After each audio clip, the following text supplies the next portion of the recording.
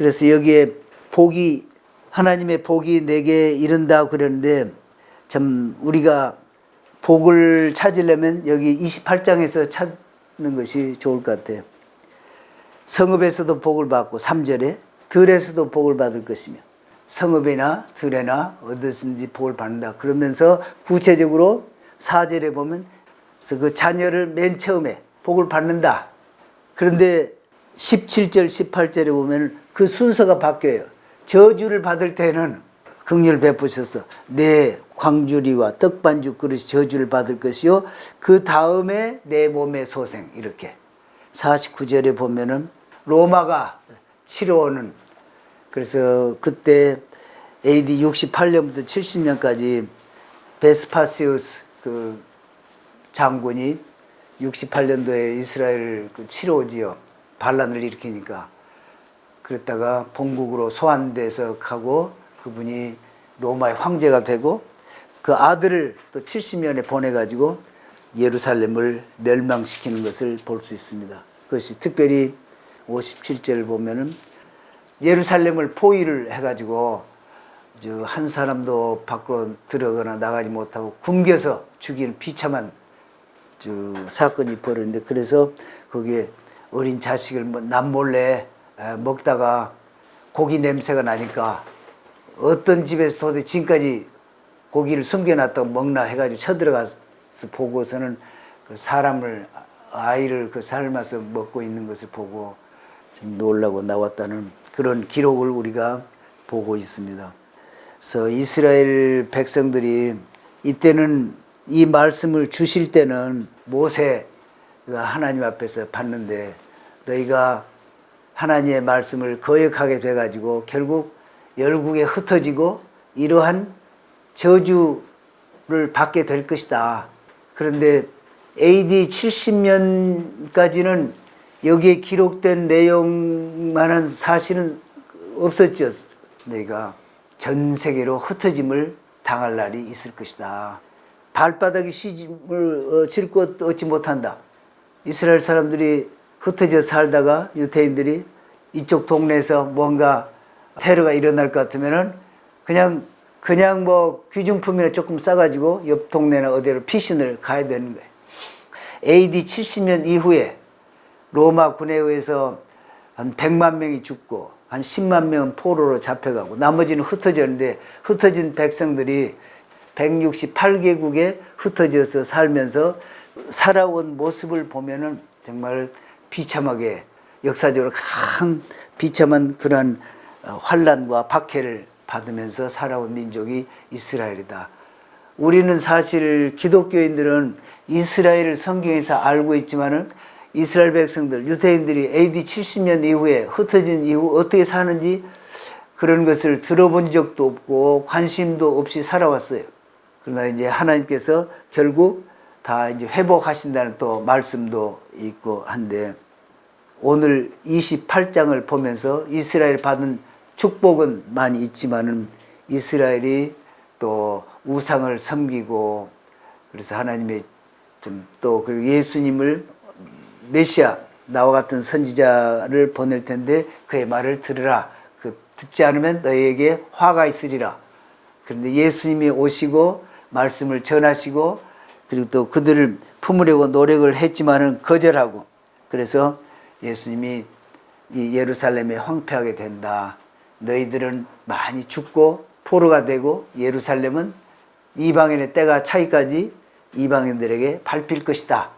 그렇게 예언을 하시고서 40년 후에 이렇게 AD 70년에 이러한 사건들이 일어나고 예루살렘은 그때 이후에 로마로부터 시작해서 한 10여 개 국가에 의해서 짓밟히다가 마지막에 요르단이 19년 통치하고 그 다음에 이스라엘이 48년에 회복이 되면서 1967년에 예루살렘이 회복이 되는 그러한 엄청난 긴 고난의 역사를 이스라엘이 겪었습니다.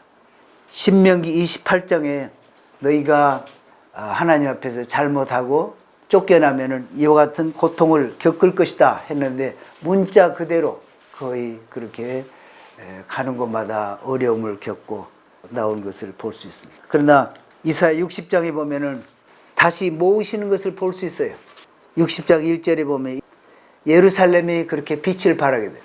이사야는 지금부터 한 2500년 전에 말씀하셨고, 예루살렘은 AD 70년에 파괴가 돼가지고 완전히 그냥 황폐하게 그 뒤로 되었고, 그런데 1900년이 지난 이후 유태인들이 다시 돌아오고 1967년 6.1 전쟁을 통해서 그때 이후에 다시 예루살렘이 옛 모습으로 많이 발전을 하고, 아직 성전을 짓지 못하고 메시아가 그것에 다시 오셔야 되는데 아직 못 오시고 있지만, 그러나 많이 사람들이 거기 가서 살고 옛 모습을 회복해 가고, 그러면서 열방에서 많은 사람들이 달려가고 있습니다.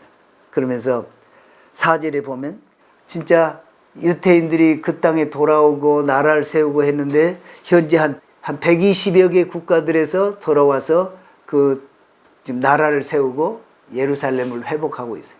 아직도 168개국에 흩어져 살고 있는 유태인들이 1000만이 넘는데 지금도 계속 돌아오고, 이제 미국에서도, 미국에 한 600만 유태인이 있는데, 미국과 캐나다에 그 유태인들이 이번 코로나를 겪으면서 막 이스라엘로 돌아가야겠다. 그래서 하나님이 내 백성을 다시 모으신다.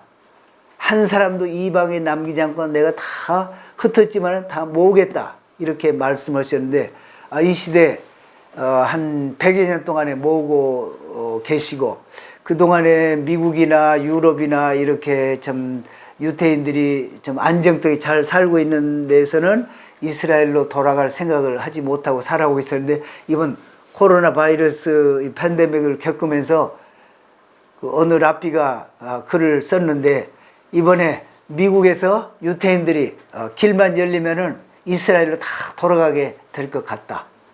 알리야, 종말이 다가오고 있다. 이렇게 얘기를 하는데, 이 말씀은 지금 모세 때, 그러니까 모세오경을 읽으면은 3500년 전에 쓴 말씀을 읽고 있고, 또 이사야를 읽고 있으면은 2500년 전에 말씀을 읽고 있고, 우리가 신약을 읽으면은 2000년 전에 말씀을 읽고 있고, 그러나 오늘 우리는 그 말씀들을 보면서, 새로 말씀이 기록되는 것은 아니지만 그 말씀들이 21세기에 이루어지고 있는 것을 현장에서 지금 보고 있는 겁니다.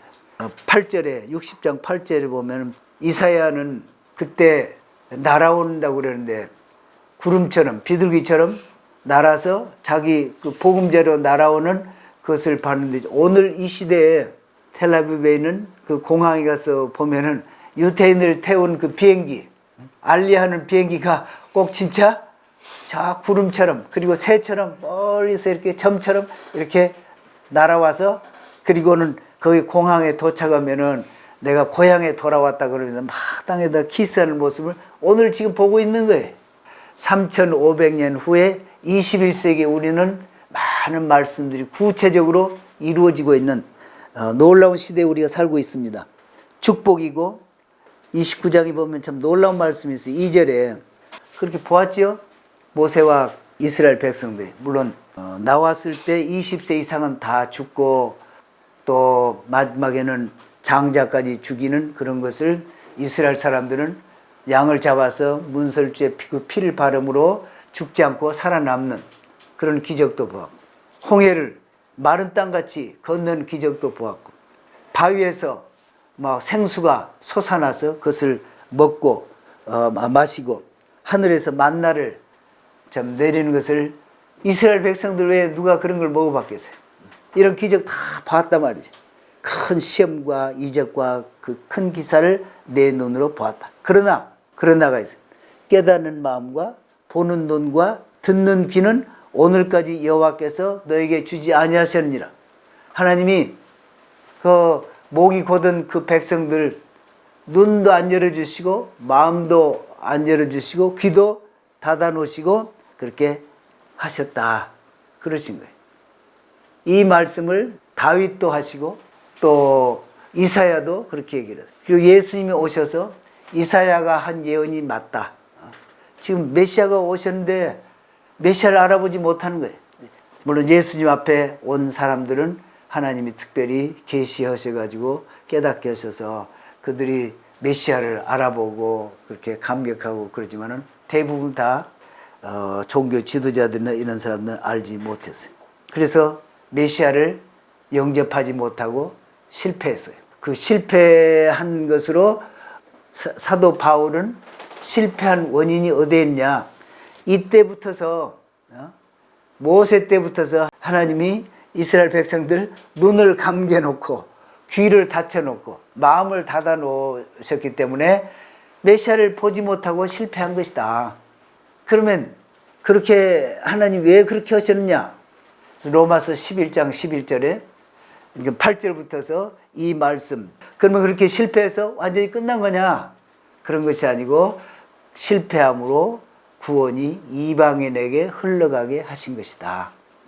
그리고 나서 이방인이 받은 긍휼을 불복종하는 이스라엘이, 유대인들이 받도록, 그렇게 해서 구원을 얻도록 하시기 위한 것이 하나님의 계획이다. 그러니까 이방인들 먼저 구원하시고 이방인들이 구원받는 걸 보고 유대인들이 시기나게 해서 하나님께로 돌아오게 하려고 하는 것이 하나님의 뜻이다. 이렇게 사도 바울은 설명을 하고 있습니다.